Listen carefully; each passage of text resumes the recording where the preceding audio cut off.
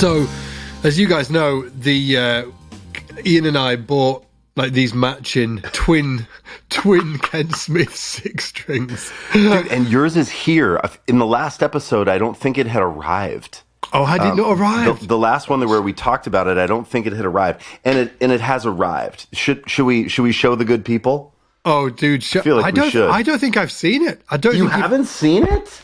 I've seen you made me a loom, but I haven't actually seen it the flesh. You've not held that baby up. Okay, hold on. So it's not this one because this one is mine. But all right, here we go. Are they both as heavy as each other? Yes. Yeah. Oh, look at that bad boy. It's like an aircraft carrier, isn't I know, it? it's Just crazy. massive. The back is so beautiful too. The back, if you're listening to the pod and not watching, I'm holding up serious boutique lumber at the moment. The way these are constructed is just so cool. They're like a peanut butter sandwich of the highest quality. Yeah, look at the volute on the back is so cool. See that? I love those. Yeah, they're great. I don't think my other Ken Smith, my 4-strings, got that. I don't think they were doing it then. I think it must have come after that. I think mine's 82, 84, maybe 84. Yeah. So I think that they came after. Yeah, but anyway, so Ian was just asking whether. But all that to say, right, that I'll give you like context up front. I really love basses with a thin front to back, as in like the depth of the neck, front to back of the neck. I really like it to be like really thin. And I was having a conversation with Ian yesterday. I was like, so what's the difference between that bass that I ordered and your Ken Smith? And he was like, well, not much, but the neck on the one that you've bought is like thick. He was like, it is thick. And I was like, no, like a swollen grandma's leg. Dude, and, grandma's leg, man. I can't think of anything else, dude. Now, whenever I pick up a bass that has a wide front to back, and see, I like that. I actually like you necks. Actually like it, don't I you? Do, but now every time I pick it up, I just think of grandma's swollen leg. You bastard! Yeah. I know. Well, maybe like my friend really digs it. I've got a great friend, Rich, who is a just phenomenal bass player, and he is like the opposite of me. He's like, he hates basses that are too thin. That are thin front to back. He's like, he wants it like a chunky neck. So, yeah. So I'm like, am I back on the search for another bass? Maybe. Who knows? Like, Ian sent it. Like, I asked Ian earlier, or yesterday. I was like, what is the difference? And the difference between his and mine is 2 mil. Yeah. His is 18 mil from the front of the board to the back of the neck at the first fret. 18 mil, mine's 20 mil. So it's 2 mil difference. I will say that 18 mil is actually pretty thin. Yeah, that is pretty thin. So I think that yours is actually quite thin. Yes. 20 mil might be normal, but just knowing that Ken Smith make 18 mil front to back basses on, now I'm just like, well. Now the search is on, like the seed of doubt has been sown. Like I'm not sure that this is Excalibur. And if anybody's wondering why me specifically is looking for a 6-string bass, I would love a 6. I'm doing an album.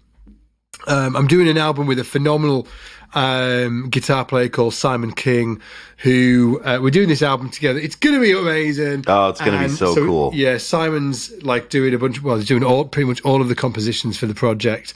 And I really would love, because of the style of music that it is, because it's sort of like it's more than a hat tip to 90s fusion. It is we're just going full on like late 80s, early 90s fusion, tribal tech, Chick Corea Electric Band, John McLaughlin. Like we are going fusion with this album. And I was talking to Ian the other day. I was saying, I think it has to be a 6-string because in that time, Scooty Sverrisson, John Patitucci, but even like Jeff Andrews back in the day was playing he was playing a Tobias 6-string around that era. I feel like if I can make it work, I need to do it on a 6 string. So I'm looking for, Excalibur, as you said, Ian. And I thought I'd found it, but I might have got this bass with a chunky neck, which might not work for me.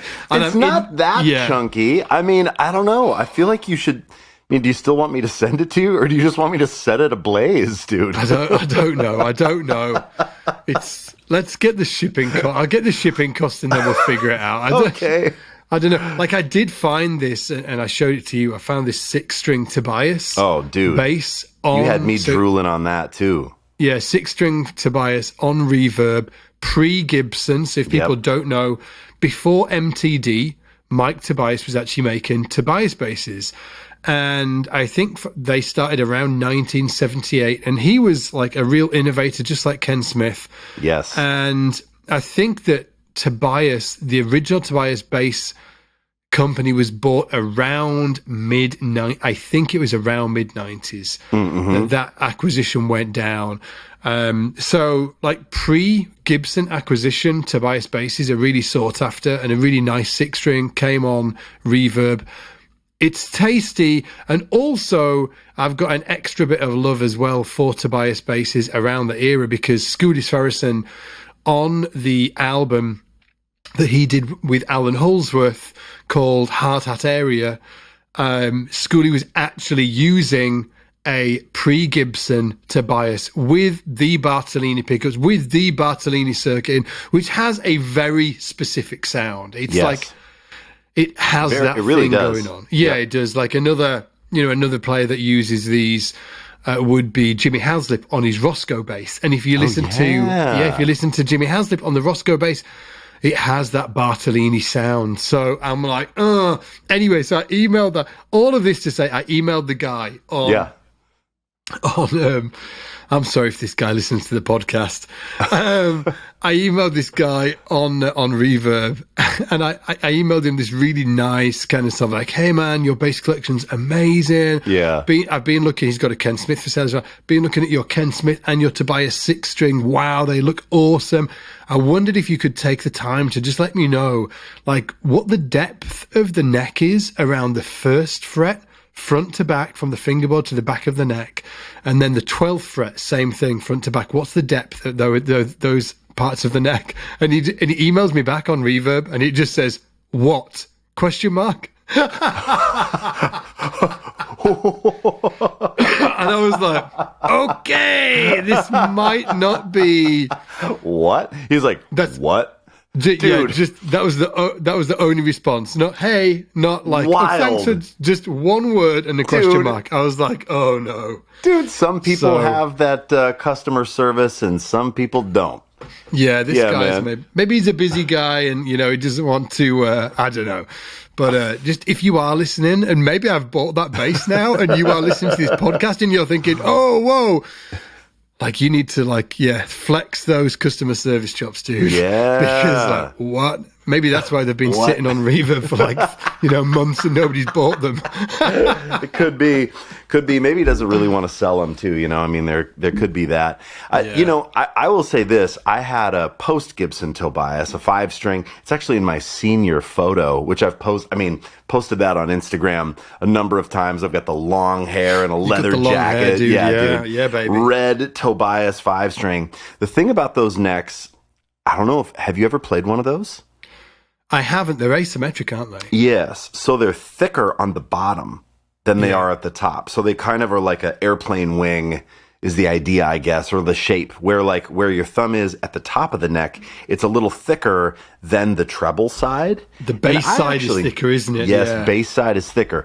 I never really noticed it, honestly. Like, I think unless someone had said to me, oh yeah, that this is an asymmetrical neck and it's a different shape, top to bottom, I don't know that I would have been like, oh, felt it, but it wasn't super slim. It wasn't super slim. That's interesting. Yeah. No, I don't think so. Like, one of my favorite basses, actually, in terms of the neck depth, front to back, is actually the Gary Willis GWB 105. I'm just looking to see the signature bass. Yeah, his signature. Yeah, I'm just looking at it now. Okay, so the thickness. Check this out. Thickness at the 1st fret is actually 19 mil. It's really thin. Man, yours must be super thin on your Smith. 18 mil. maybe mine is, maybe it's, I mean, you know, I'm kind of eyeballing it, and I'm trying to. Maybe it's like, maybe it's 19. Probably in there. Yeah. I did my best to eyeball it because I had a ruler, and I'm looking, and I'm trying to get the angle right, and It's hard, isn't it? The neck on those things though are killer. They're really killer. Man, I would love. Isn't it hard buying stuff on Reverb? It's really hard. In fact, just buying stuff online. I was like rudely reminded of that, like a slap around the bass chops, when I went to Andy Baxter's place. When we went to Andy Baxter's place, I'd looked at that website so much. And had Jim. Shout out to Jim, right? Jim. Oh, I know. Who's on the SBL team. Like, he's just like us, massive bass nerd. He sort of like stalks that website like a you know, like a stalker in the night. Yeah, he does. And he was like, he pointed out like specific basses that he was like, oh, this bass, I can't wait to try this, and this bass and stuff. And myself, same, I had my favorites. When I turned up, all of the basses that I tried that I thought I were going to like, I was like, they're all right. And then some of the basses that I wasn't particularly taken by in terms of like looking at them on the website, they were the ones. They were like, oh, that is the shit. That bass there is the shit. And we're moving to this weird kind of like era where the chances of you buying a bass that doesn't particularly suit you is way higher now. Because most of the purchasing is going on online, Yeah. And you can't, it's so hard to get to a place that has all the things, especially if you're in, you know, if you're in our shoes of wanting really specific things that are either vintage or new. You know, it's really difficult to like find places that stock boutique things or really great examples of old things. But it reminds me in a way of when I was a kid. And in a way, there is this sort of like unobtainium aspect to this stuff that I don't love it, but it kind of keeps the magic alive a little bit. The hunt. Because listen, dude, okay, you get Excalibur. Great. Now you got it. Boring.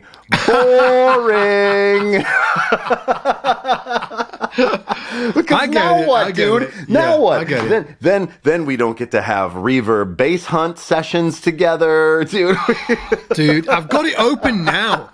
I was awake at midnight my time, just like searching on this thing. It is. I believe you. I imagine it's like a 40-year-old man's drug. I'm like so addicted. There's no going back. I'm just. Oh, it's so good, isn't it? And it draws you in, and it's so exciting. Like, I'm just looking at these basses, and I love basses, just not only for the music that they create, but also just the sort of like the freaking geekiness of it. I know. I imagine video gamers are the same, right? They're super geeky. I'm exactly the same about basses. I'm just, love it. Yes, I think probably anyone that likes something, you know, like something really kind of niche or specific, or, you know, car people are the same way, right? People that like knives are the same way. People that like guns, people that like EDC, people that like bags, people that like sports. I mean, it's like, man, you can geek out on golf. I mean, holy crap, you know? So we're just a cut from it's the same, I don't know, what is it? It's the same log, but we're just on a different side of the log. Yeah, it's a man. Terrible analogy, but something like that. It was pretty bad, dude. Dude,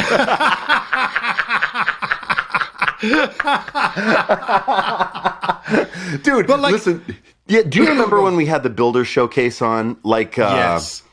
You know, and seeing all those guys, when we did Bass Space 2022, we had Sheldon Dingwall from Dingwall Guitars. We had Michael Tobias from MTD, formerly of Tobias. Yeah.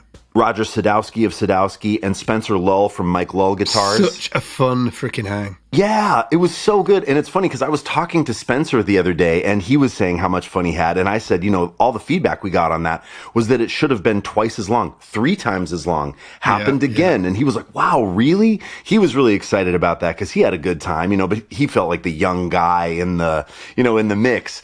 But the crazy thing, the reason I bring it up is because you're talking about going on Reverb and looking at all these basses and just how amazing it is and how geeky it is. The thing that I always marvel at is, okay, there's a level of geekiness that you and I have of looking at them, but can you imagine, and I know you can because you worked for Overwater, but like making them? Holy crap, dude. There are people that spend their lives cutting the perfect shape out for the like electronics cover that goes on the back of the Tobias out of Wenge or whatever, or like, I mean, I screwed it up, man. I didn't appreciate that for what it was when I had it. When you were there. It. Yeah. And there was a bunch of reasons. Like, I was getting paid sort of like, but I was like, I think I almost had to pay them to work there. I remember when I first started working there, I was on some sort of like student exchange program where, you know, you have to enroll in a college and then you work through the college, some shit like that. And I was getting paid, I think it was something like, it was outlandish. It was like 50 quid a week or something like that, which is like $70 a week or something like that. And it was like, and I had my own flat, and well, I wasn't living at home with parents. I had to like, you know, you're paying those bills, dude. Council tax. Dude, like it was, council tax and shit like that. It was crazy. So there was it was, you know, it was like financially, I guess, sort of like not great. And also I was just in a funny time in my life. I think that, like I kind of sort of like, you know, reminisce about it, you know, and I've been doing so recently over the last sort of like maybe 2 months, maybe even more, and just thinking that, you know, I really wished that I'd taken more you know, grabbed the opportunity actually, and kind of just got more into it, and then also I don't think I was particularly talented at it either. I don't think I'm not particularly handy. My dad wasn't either, and I think that. I say that sort of like broad brush strokes. Obviously, I think that, I don't know, I think that I kind of sort of like call bullshit on statements when people say, I am not this, you know, so I'm calling bullshit myself as I'm saying it, but I just don't feel like, I feel like I know what you mean. Some people I know just sort of like build stuff. Yes. Like my friend Tim, he just like built an extension on his house. I'm like, what? And he's like, well, I just figured it out. I'm like, what on earth? Like, how do you do that? And then he's like, he needs to put a new bathroom in. So he just puts the new bathroom in. Like that, I couldn't do that. Maybe it's like a patience thing. Maybe it's a skill set. Maybe it's just sort of like not in my DNA.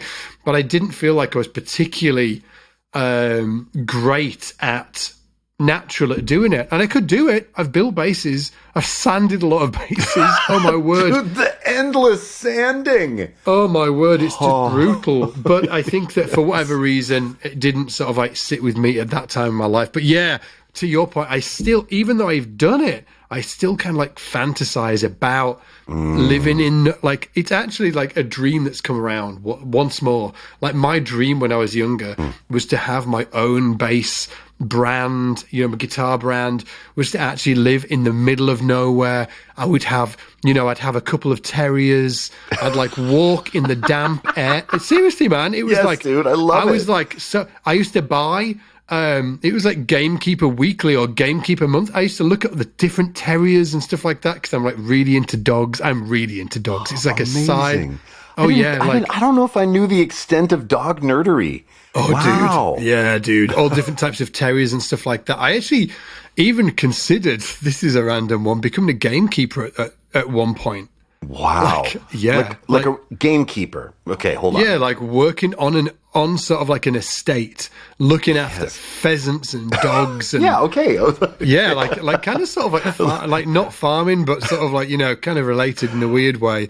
Like crazy thought. But it just, you know, I was like, my kind of like, when I sort of like pictured my perfect life, it was just sort of like quite kind of solitary, living in the country somewhere in the back end of Beyond with dogs and making basses. And, you know, I wasn't smoking a pipe, but it was on the cards. You know what I mean? Like, it was a couple like years down the road. Yeah. It was probably sort of like, I imagine Mike Tobias. Like when I hear him speak and his voice is sort of like 3 octaves deeper and he's got that freaking beard. And I'm just like, he just sort of like, I know, dude. He sort of like probably makes himself a coffee and he sips that freaking, he sips that coffee for like 45 minutes and enjoys every single sip. I, on the other hand, buy this cheap shit from the local supermarket, and I down this thing in under 60 seconds. That is the difference between me and Mike Tobias. And I'm definitely picturing myself as more of a Mike Tobias in my early years. But there you go. Dude, but I love that thought. You know what? I have had these fantasies too of living, like, I had this idea of, I want to live above a bakery or like a violin shop in Prague or something, right? And like an apprentice. And so I've had this thing of, I've really wanted to be a baker. Now, I am not a baker, but I have this idea of like, the routine of that and getting your hands into something, right? Going down, getting to know the customers. They pop in at 5:30, you know them, you've got their thing ready to go, you've made it, you got up at 2 a.m., you made all the stuff. That, dude, and then, man. Have I told you the story about the bakery in, I'm sure I have, in Leamington Spa, where Lisa's mum's from? I don't think so. Dude, this guy, it's called, so anybody that goes to this place in the UK, if you come on holiday, there's a beautiful place around the Midlands near Birmingham called Leamington Spa. It used to be called Royal Leamington Spa. In fact, on some maps, it still is called Royal Leamington Spa. But apparently, Lisa, I'm not sure whether she's spreading vicious rumors. She said they actually need to pay for that royal bit in the Leamington Spa. Wow. And they actually stopped paying it. So it's now called Leamington Spa. Anyway, when you go there, it does feel still like Royal Leamington Spa. Beautiful architecture, all white. If you go onto Google, put Royal Leamington Spa and search images, you'll see how nice it looks. Anyway, there is a killing bakery called Haddie and Trilby. Haddie and Tilby. Trilby. Yeah, Trilby. I wonder if you have told me, but yeah, please though. Haddie and Trilby, it's named after two elephants, actually, that lived in Royal Leamington Spa many years ago. If you want to check it out, go check out the site, Haddie and Trilby. And this guy used to work in the city, in London, for the BBC. He was like full-on job, the whole thing. And he was like, I just don't want to do this anymore. I want to move away and I want to open myself my own bakery. And it's sort of like this awesome artisan bakery. And he's basically done what you're talking about. It's like this. And the stuff, the creations that they make in this place, dude, is just outlandish. It's freaking awesome. There's croissants as big as your head. Yes, you have told me about this place. It's awesome, dude. It's awesome. How often do you get to go? Every time I go to Leamington Spa, I go. Yeah, it's like it's a must. We all go. It's like a must. We all go, and it's like we go in, we like look at all the breads, and it's like I just really admire that kind of like approach to making stuff. Me too.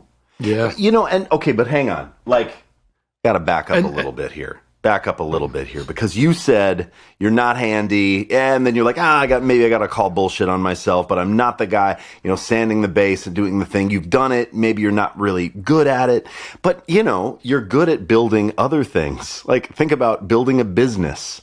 Now, there are people that are sanding basses and making croissants that are not going to build a business, right? So it's just building what? Like, what do you want to build? And I think that's it, right? It's like the grass is always greener. Like, if you got into that life, dude, if you're like, that's it, I'm opening up a small boutique bass shop. That's it, dude. I'm going to get into, like, I'm going to make watches. I'm going to make croissants. You'd get in there and you'd be like, damn, this is brutal.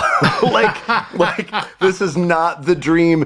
I bet Mike Tobias, I bet there's maybe one morning out of every year that he is sipping 45 minutes on a coffee, but I bet that's a Folgers thing, man. He pushes that button. Now, Mike, if you ever listen to this, I don't know, but I bet he laughed when he heard that, man, because, he's got to crank through 12 basses today.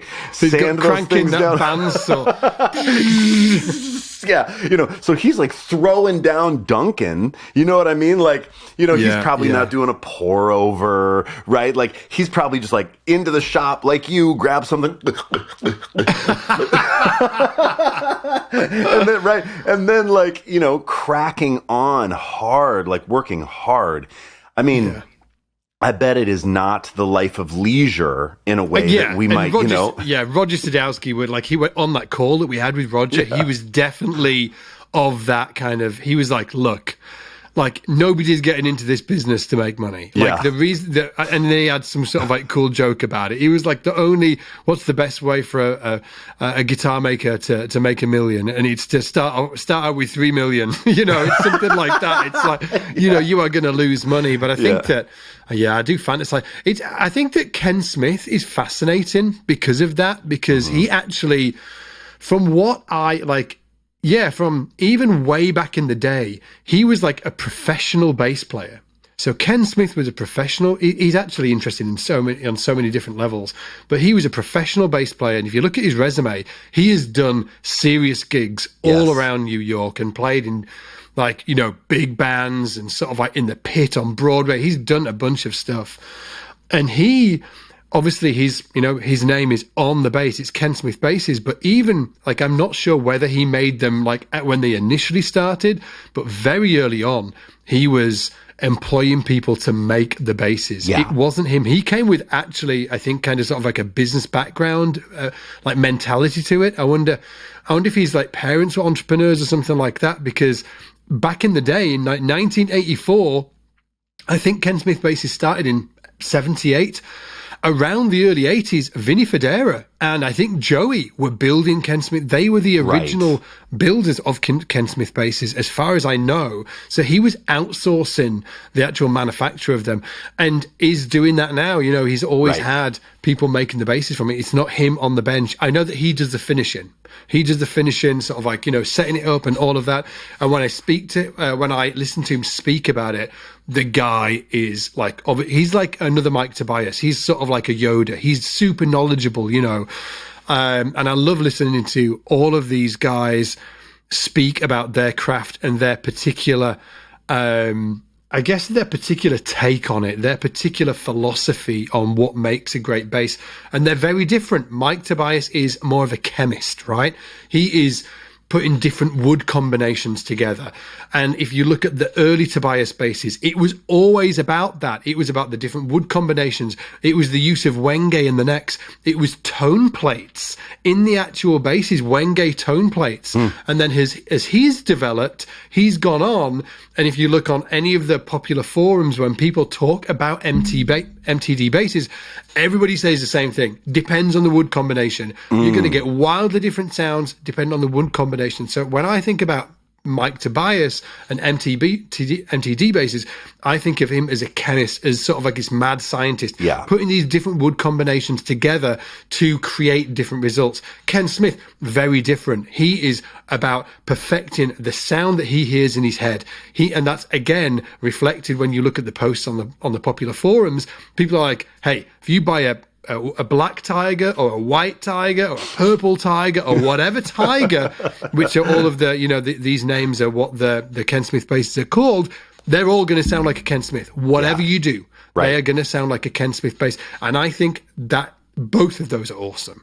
I think Ken Smith in the pursuit of perfection is freaking awesome. Yeah. And I think like Mike Tobias in the pursuit of searching for that perfect combination, perfect combo, and perfecting that skill set is freaking awesome. Yes. Dude, and I just like an artisan that I find, that makes a delicious scone, right? Or I feel like I want to support these people, like someone else who is trying to find the perfect thing, but is going at it a completely different way, is Saku Viore from Vor & Saku Guitars. He builds the coolest, and he wants to see what a pine body is going to do with a walnut fingerboard. And but he just has this different rock and roll aesthetic. We're talking about Ken Smith and Tobias right now, and those are the basses, the heyday boutique basses. But then there's this whole new crop of builders that have these different aesthetics too, that are aiming at more of like a rock and roll thing, but that are still doing that same thing. Everybody is on this search, and it's so fun to see from a builder perspective what people put out as their racehorses. Like, this is what we think is going to be amazing. And it will be amazing. Will it be the right thing for you as a player? Who knows, right? But it's so incredible. Javier Larita is another person that comes to mind, building these unbelievable things one at a time. I mean, Dude, dude, you're absolutely right. You're absolutely right. And we talked about it last week. We were like, and I think that, I can't remember who brought it to my attention. Maybe it was Roger Sadowski maybe it was nobody. Maybe it was something that I realized, but it was like all of the legendary luthiers, Ken Smith, Mike Tobias, Roger Sadowski, Vinny Fodera, Keith Roscoe, like Greg Kerbo's already gone. Like all of these, and I'm sure I'm missing some out as well. They're all in their like late 60s or early 70s, and they are. If they haven't got anybody to take the actual the sword, take the sword as it were, and wield that on their own. Like Vinny Fodera, I'm sure that will. It looks like they've got management in place, and they're going to do that. I think who were you saying? Spectre have also done the same thing, right? Cord owns them now. Yeah, exactly. They've got stuff in place that basically the brand's not going to die, but some of them will stop making basses, and they will stop manufacturing. The manufacturing will cease. It happened to Wall basses back in the day. Like Wall, freaking hell, they're amazing basses. Can't get them anymore. Actually, I tell a lie. Maybe can you get them? I think that they did keep manufacturing them. I'm not sure if that's still going on or not, but I think they did, didn't they? I think they may. I think it goes back and forth. Someone told me, I don't know if this is, and when this comes out, who knows if this will still be right, but that they did stop recently taking orders again. So they stopped. And then, recently they were doing expensive builds, geez, and then so expensive, and then they put a cease to it because they got so many orders, and they just. I'm looking on the website now, but I am really scared that all of these manufacturers are actually going to just, it's going to cease to exist. Status over in the UK, obviously, we talked about them last week as well. They have closed up shop. Yeah, they're done. They didn't look to be acquired by anybody. They were like, you know what, it's time to call it a day, and they closed. Is that going to happen to these other manufacturers? I'm not sure. But what I was going to ask you is, of the new breed of new people coming through, who's exciting to you? Who are the racehorses? Are there any standouts? Like, let's talk about it. Jeez. Somebody in the boutique space that really does come to mind, like boutique, but also so plain and aesthetic, like not doing big, crazy tops. But is that Tom Stenback? Yes. Am I correct about that pronunciation? Is it Stenback? Stenback, I think. Is it Stenback? Stenback. No, I think you're right. You've had some, or you still have one, right? Stenback, I haven't. We gave it away in a giveaway. Tom is so. This is really interesting that you bring up Tom. Yeah, he's amazing. Like I'm a little scared that he's sometimes too much out of the loop in terms of being, but he's a really great conversation point because he is the artisan. He does exactly what we were talking about earlier. So he lives in the middle of nowhere in Finland.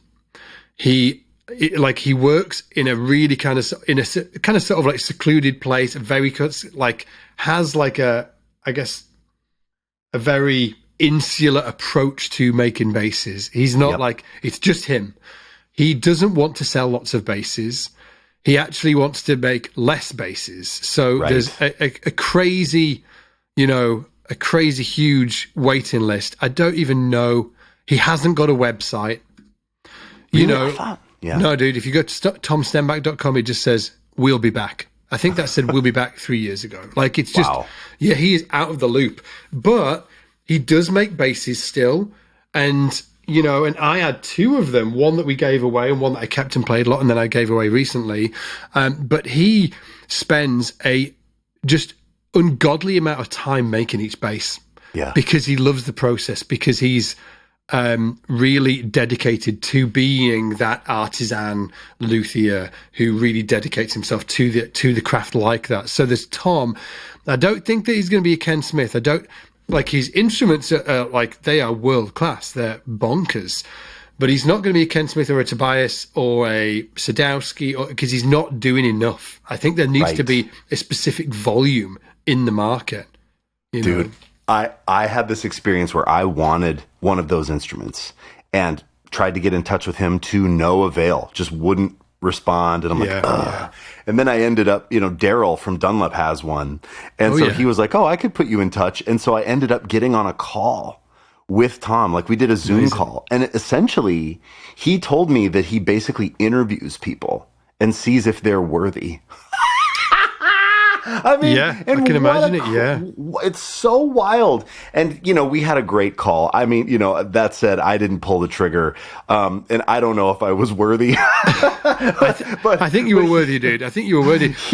I understand where he's probably thinking to himself, I can only make.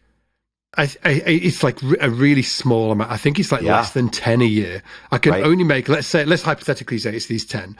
I can only make these 10 basses a year. Yep. I've got 100 or 200 people plus wanting the basses. Yes. I have to choose the right people for the instrument. So he's in a really unique situation, actually. Yes. Yeah. And check this out. He described to me a few different options. He said, well, here's what we can do. There's sort of two things you can do. You can order a bass and we can talk about it, and I can take my best guess of what it like, deciphering what I think it is that you want. Mm-hmm. When you talk about tone and you talk about what you're looking for, and then I can send it to you. And and that will be this price, which was high. It's high. And then it's a lot of money. And then he said, or there is this other experience where I'm going to make 3 of everything.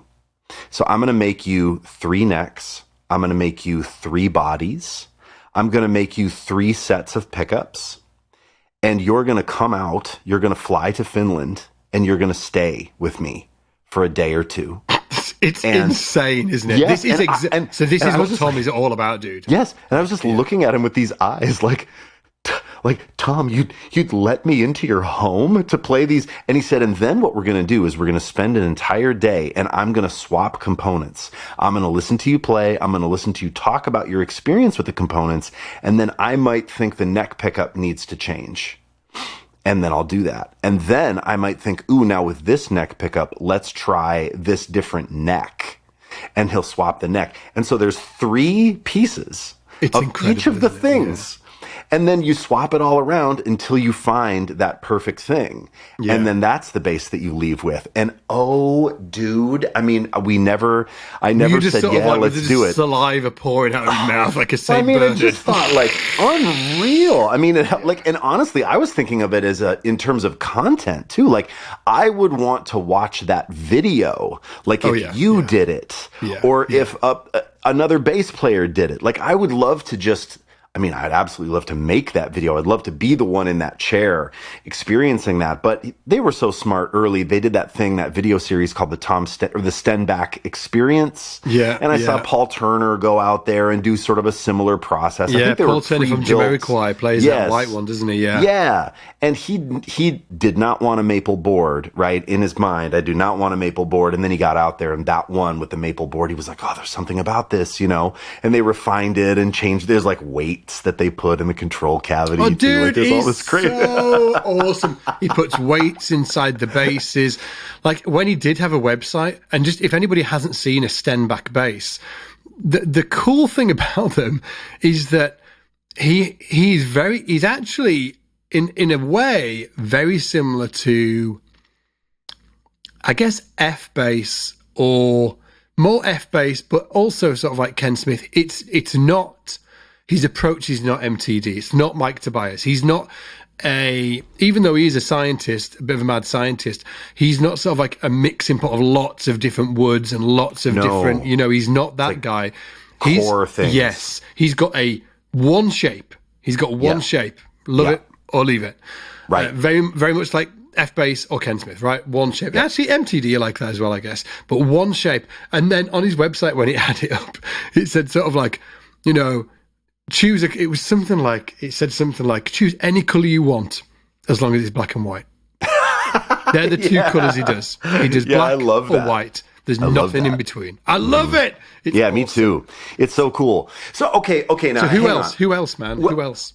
Well, let me just throw there's a few amazing builders to me. I think also what Jake Sarek is doing in Chicago is unbelievable. And at the price point that he's doing it, it's freaking believable. They are making handmade instruments with a variety of shapes. I mean, there's a ton of options, almost too many in a way. He is incredible, and he really lets his team dream too. So they'll do a thing where they'll release these small batches, or one of the people on his team will say, man, I've always wanted to do a Sarek that has binding around the body and maybe like a F hole or something. And he'll just say, do it. And then they'll do it, and then they'll put one of one up on the site, and it sells in it just sells minutes. Right? Yeah, of course. And he's incredible. I got to interview him just on my Instagram because they were so nice. They sent me out a link to check out, and I love it. It's all white. And he does a really interesting thing where he takes, so it's a different approach, right? It's not like, oh, we're going to cull the forest for the perfect tree, and then we're going to combine it with the Wenge tree from the bottom of the ocean that we, there's none of that, where he does this thing that is so interesting, where he was like, okay, there's riffs on wood. There's 3 types of how you can take wood from a tree. Flat sawn, which is this way out of a tree. Quarter sawn, which is at a different angle, and quarter sawn cuts into more of the tree. It's more expensive. It's like it creates more waste. Old Fenders used to be called. Yeah, and custom shops still do. Yeah. And then there's rift sawn. And I actually don't know what angle rift sawn comes out of the tree, but he says rift sawn is the most common, it's the cheapest, it's considered like the worst. But he said when you get 2 pieces of rift sawn wood and put them together at a certain angle, it creates like a 2-piece quarter sawn neck, essentially out of rift sawn wood. And he said it's laterally more stable. So he said the problem with quarter saw is that it doesn't do this. Quarter sawn wood doesn't do this, but it does this. What I'm doing, like quarter sawn wood, like on a Fender custom shop, for everyone that's not watching my hand demonstration here, quarter sawn wood doesn't bow back and forth as much as maybe a flat sawn piece. So you buy a nice, custom shop bass, and it's not going back and forth, but it can move side to side more. Yes. And it can jack up your frets, and it can, so there's some builders that won't touch it. And what Jake is doing, and it's weird because I feel like he's not talking about this enough. He sort of mentioned it as an aside when we were on this call together, but he said, I like rift sawn, 2 pieces put together, because then you get the stability, relief wise of quarter sawn, but you don't get the side to side problem. I've even heard of this. Yes. He's like, it's the best way to do it. He's convinced, and I think he might be one of the only people doing it. So it's like that shit to me is so cool.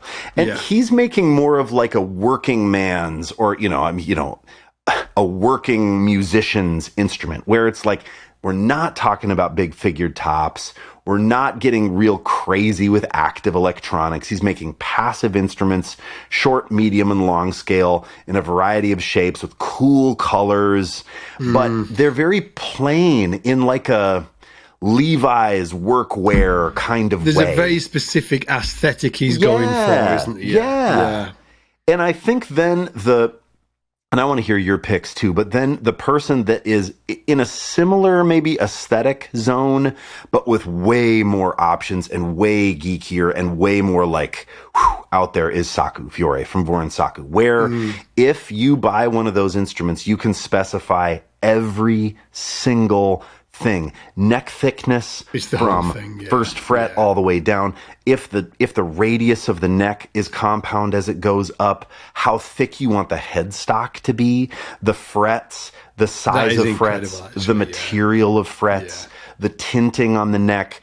I mean, I am talking absolutely a full custom shop. Like, you think, oh, Fender has a custom shop. Yes, but Saku is truly like the actual custom shop. He will make you, and then he'll guide you along and give you, like, if it's a bad idea, if you're like, I want a bass that looks like a mermaid, he's like, nah. But Paula, who works for him, will custom engrave you a mermaid on the neck plate. Like, like wild stuff. He is truly a genius. I mean, the instrument that he made for me. If anybody wants to find it, how do they find it? VUOREN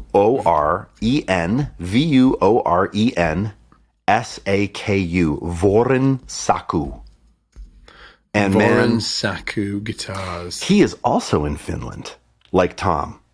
So these Finnish dudes, man, holy moly. His website at the minute is also under maintenance. Maybe it's something to do with these Finnish guys. Get it together, Finnish guys.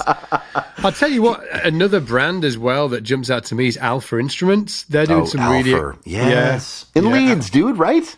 Well, kind of sort of like, I think they say Leeds, but actually the reality is they're sort of like 20 miles maybe away, 15, 20 miles away, in the middle of nowhere. It's like they're living the dream, dude, sipping that coffee. I love it. But they're really great. If people want to check out, it's Chris at Alpha. It's ALPHER. Okay, Alpha Instruments. They're really, really great. They're doing some really interesting stuff. More, I guess sort of like more boutique-y than... the guys that we've been taught, like Serik and Voren Saku, were sort of like more, they're like hip, right? It's sort of like, it's just got that kind of like rock edge to it. It's like a rock and roll aesthetic, yes, for sure. Yeah, whereas like Alpha is more, for me, kind of like a little more boutique-y. They do some crazy tops on their basses as well. Do you know what, as we've been talking, and I've been sort of like having time to think about this, because my question to you was, who's going to be the racehorses? Who are going to be the Ken Smith? Yeah, you're right. Wall, Sorry. right. You know, who are going to be? Actually, maybe there isn't anymore. Maybe, is there ever going to be like an Eric Clapton and a Jeff Beck? And a Jimi Hendrix? The reason why those people exist is because they were primarily the first to ever do it. They were the people, and like who we were speaking about now, and like slapped to my wrist as well. I absolutely should have mentioned Carl Thompson again in his 70s, Alembic, right? Yes. You know, like maybe they are always going to be those brands, and if they die and sort of like, and I don't mean the people die, obviously we all die, right? But if the brands die, right, and they just cease to exist, maybe nobody is ever going to replace them, because nobody will ever replace Jimi Hendrix or Clapton, or like those will be legendary forever because of the time. They were the first and the greatest to do it at that time. Yep. And even if someone did take up the mantle, it's not ever going to be the same. And it reminds me, I mean, you know, if we take a look at acoustic instrument culture, right? Like if we take a look at violin, what's the one maker that comes to mind? The best violin?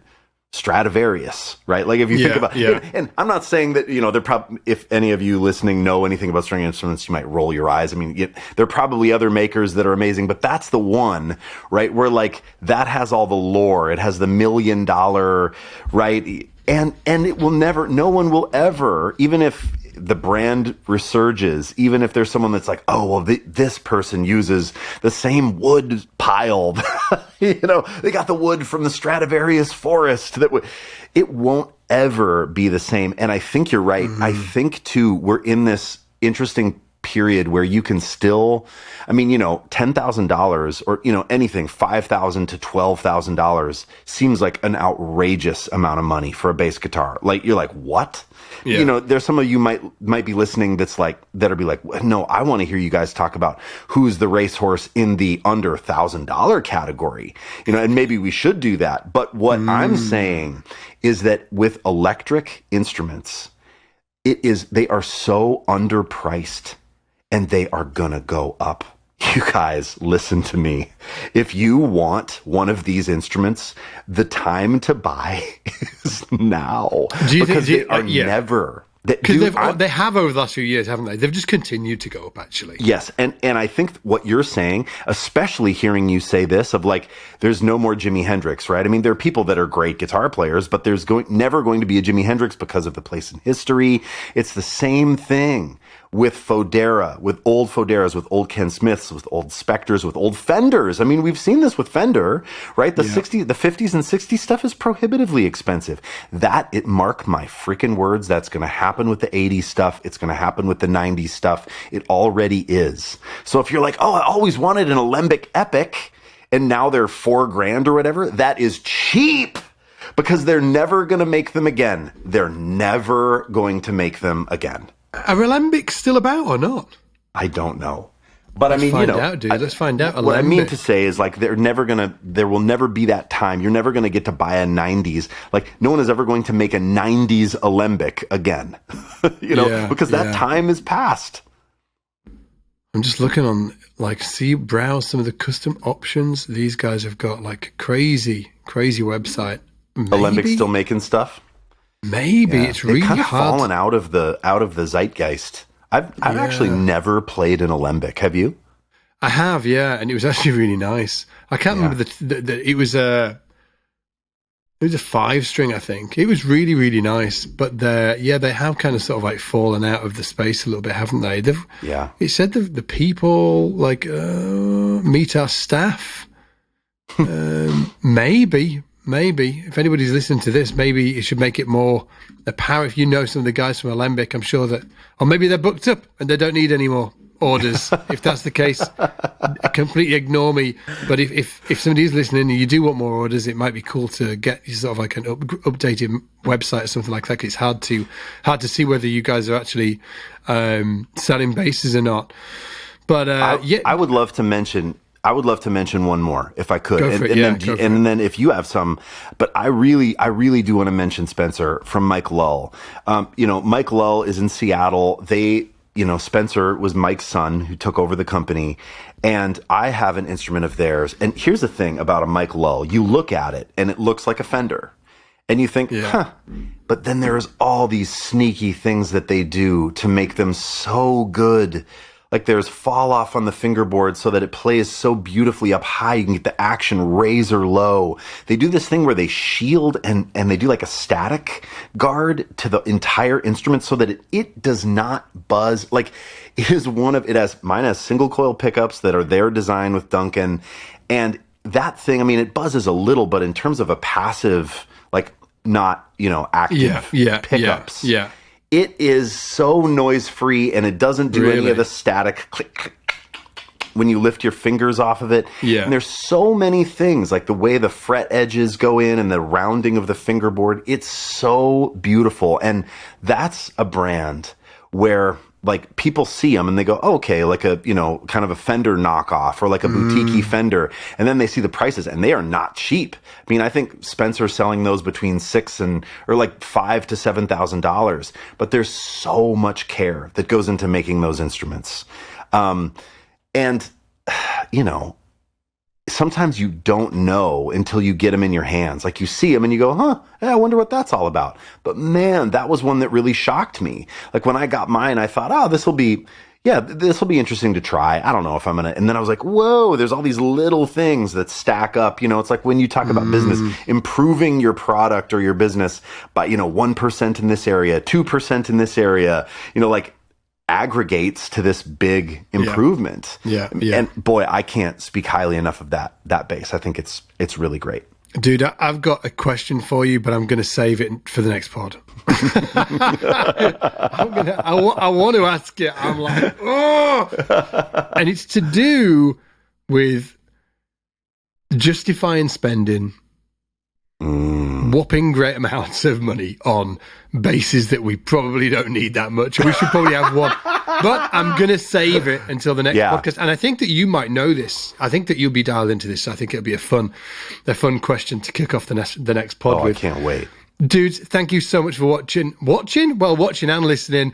If you don't already know, we actually upload all of the video versions of this podcast onto YouTube on a separate little channel. If you search Scott's Bass Lessons Podcast, you will find it there. We've got like about 500 subscribers or something like that on YouTube. Yeah, that's right. And but if you want to check out the video versions of the podcast, you can do it there. And obviously, if you leave us a review on iTunes or anywhere you can do for the podcast, it really, really helps us get the word out about the podcast. So and we will love you forever. We will send you a virtual Christmas hug when it's almost time for Christmas. All of that cool stuff.